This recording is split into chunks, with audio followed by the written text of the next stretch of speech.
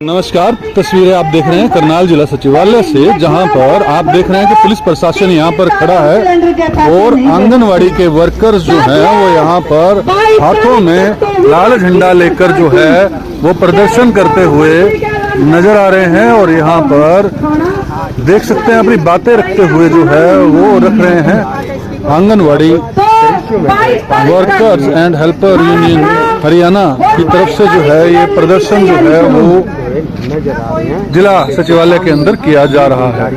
ये तस्वीरें आप देख रखे हैं जिला सचिवालय से। अब हमारे बीच में जिला के सचिव से हम अपनी बातचीत रखेंगे। देख सकते हैं यहाँ पर जो है वो सरकार से क्या मांग रखते हुए नजर आ रहे हैं, ये भी बात करेंगे हम लोग। जिले के प्रधान सुशील टीचर और प्रधान रामकुमार कश्यप और हमारे सीनियर साथी साइमन प्रोता जी, रिटायर्ड संसद साथी और हमारे ब्लॉक के प्रधान संजीव राणा, तमाम पदाधिकारी साथियों व तमाम आंगनबाड़ी बहनें, जैसा कि आज आप पूरे प्रदेश में, पूरे देश में आप अपनी मांगों के लिए, आज वैसे तो मांग दिवस है लेकिन इसको 2 साल से काला दिवस के रूप में मना रहे हैं कि भाई सरकार को कुछ न कुछ शर्म आए। लेकिन ये बीजेपी की सरकार है, आप लगातार अपनी जायज मांगों को लेकर के लगातार संघर्ष कर रहे हैं और आपकी मांगे जायज मांगे हैं। बिल्कुल आपका सर्व कर्मचारी संघ की तरफ से हम आपकी जिला कमेटी की ओर से तमाम आपकी मांगों का समर्थन करते हैं। सरकार को कहना चाहते हैं कि जो आंगनवाड़ी वर्कर हेल्पर की जो मांगे हैं उनको तुरंत प्रभाव से मान लिया जाए। ये मान लो कई वर्षों से काम कर रहे हैं, जब काम पक्का तो नौकरी कच्ची क्यों है। एक थोड़े से मानदेय में आप काम कर रहे हो तो हमें इस सरकार की नीति रही है शुरू से। आज इस सरकार में तमाम कर्मचारी संगठन हो, मजदूर हो, चाहे ASHA worker, anganwadi, mid day meal, कोई भी तमाम प्रकार के परियोजना कर्मी और सारे ही सरकार की नीतियों से दुखी है।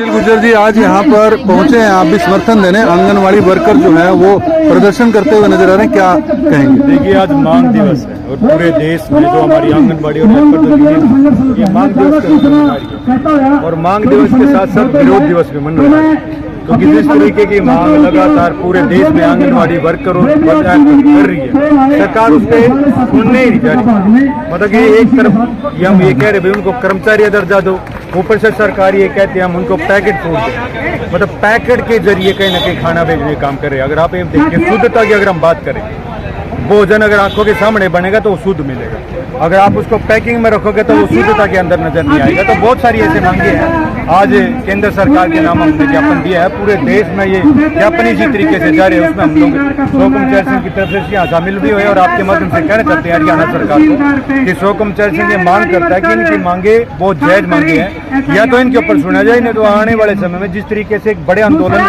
पीछे भी हुए हैं इस संगठन की, तो आने वाले समय में एक पूरी की पूरी तैयारी पूरे प्रदेश में इस तरीके की बनी है कि एक बड़े आंदोलन के रूप में आंगनबाड़ी वर्कर हेल्पर। सुशील जी, इनका ज्ञापन का कोई असर तो नहीं होता सरकार को ना प्रशासन को? इसमें कोई दो राय नहीं। जब से बीजेपी की सरकार आई है लगातार धरने प्रदर्शन बढ़े हैं। पहले सरकार होती थी, हम जब कोई भी संगठन अपना मांग पत्र देता था तो कहीं ना कहीं वो बीच बचाव करके 10 मांगे में से 1-2 मांगे कहीं ना कहीं सुन लेते तो सहमति हो जाती। लेकिन जब से बीजेपी की सरकार आई है, आप ये देखिए कर्मचारी नहीं, चाहे मजदूर तबका है, चाहे महिला है, चाहे किसान है और चाहे हर प्रकार का तबका कोई भी, वो लगातार आंदोलन कर रहे हैं। लेकिन जिस तरीके के हालात है आज, लगातार पूरे देश में किसान, मजदूर, कर्मचारी, महिला जिस तरीके से तंग है, तो ऐसा लगता है जिस तरीके से एक प्रकार से तराई चल रही है और सरकार को ये सुनना भी चाहिए। इससे बड़ी शर्म की बात होती है। जी धन्यवाद। तो हमारे साथ सिटू की प्रधान बिजना इस्राणा जी जुड़े हैं। आज ये प्रदर्शन जो है किन मांगों को लेके किया जा रहा है? आज का जो प्रदर्शन है ये पूरे भारत में है और ये हम हर साल 10 जुलाई को मांग दिवस के रूप में मनाते थे, लेकिन पिछले 2 साल से हम इसको ब्लैक डे के रूप में मना रहे हैं। और इसमें हमारी जो मुख्य मांगे हैं वो ऑल इंडिया की है। एक तो हमारा न्यूनतम वेतन लागू किया जाए और कर्मचारी जब तक घोषित ना किया जाए। वैसे तो हमारा सरकारी कर्मचारी सरकार घोषित कर दे और पूरे भारत में एक जैसा काम हो, सभी वर्कर हेल्पर के लिए अलग अलग काम ना हो। दूसरा ये है कि जो सरकार खाना देती है उस खाने के साथ सिलेंडर, जो बर्तन है, चाहे वो कुकर है, चाहे जो भी है, वो सारी सरकार हमें सुविधा मुहैया करवाए। और जो 3 से 6 साल के जो बच्चे हैं उन बच्चों को स्कूल में, जैसे कि सरकारी स्कूल में ड्रेस मिलती है, ऐसे ही किताब और ड्रेस लागू करवाई जाए।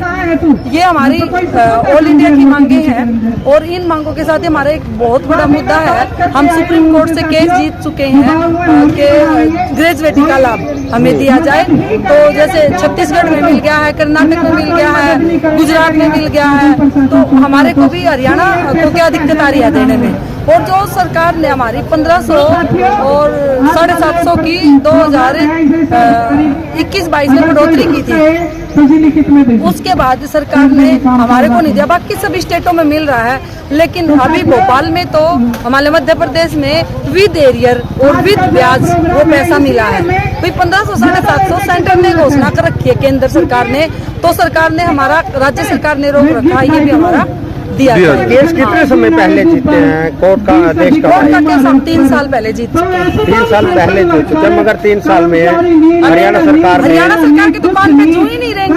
पता नहीं मतलब क्या आंगनवाड़ी वर्कर पे अभी कहते हैं भी आंगनवाड़ी वर्कर काम क्या करती है।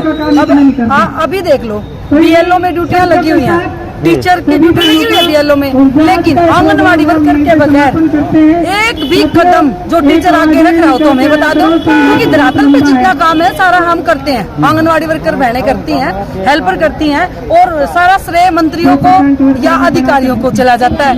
तो इस तरह से जब हम काम में हर किसी में आगे हैं, हमारे ऊपर से चिट्ठी है कि हमारे आंगनवाड़ी से अलावा कोई काम न लिया जाए, और फिर भी राज्य सरकारें हमारे से काम ले रही हैं। कभी डीसी के ऑर्डर हैं, कभी एडीसी के ऑर्डर हैं, कभी डायरेक्टर के ऑर्डर हैं, ऊपर से लगा दी जाती हैं। जब आप हमारे से ड्यूटी ले रहे हो और हम भी ड्यूटी करने के लिए तैयार हैं, आप हमारी 9 से 5 ड्यूटी कर दो, क्रेच सेंटर हमारे बना दो, और जितने भी आप हमारे से काम लेना चाहते हैं ले, लेकिन हमारे को भी सरकारी कर्मचारी बना दो। जी, धन्यवाद। ये है।